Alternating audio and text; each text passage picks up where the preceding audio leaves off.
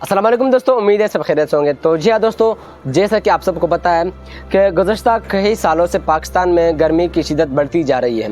हर साल गर्मी बढ़ती जा रही है और गर्मी की वजह से इंसान तो इंसान, जानवर, चरिंद परिंद सब निडाल हो रहे हैं। तो जी हाँ दोस्तों, अल्लाह ताला ने इंसान को अशरफुल मखलूक़ात बनाए हैं और उसे ज़मीन पर अपना नायब बना कर भेजा और हिदायत की कि अल्लाह ताला की पैदा की हुई और मखलूक़ात पर भी रहम और प्यार करें।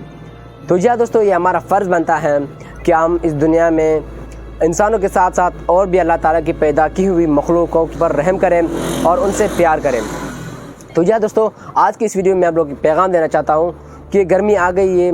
तो जैसे कि हम लोग बतौर इंसान गर्मी से पहले अपने सारे इंतजाम कर लेते हैं गर्मी के लिए कि हमें गर्मी में कैसे रहना है, तो इसी तरह परिंदों के लिए भी कुछ हमने इंतजाम करने हैं। इसी तरह हमें अपना ख्याल रखने के साथ साथ हमारे इर्द गिर्द के चरिंद परिंद का भी ख्याल रखना ज़रूरी है। हमें अपने इर्द गिर्द चरिंद परिंद के भूख और प्यास का भी एहसास होना चाहिए, हमें उनका ख्याल रखना चाहिए।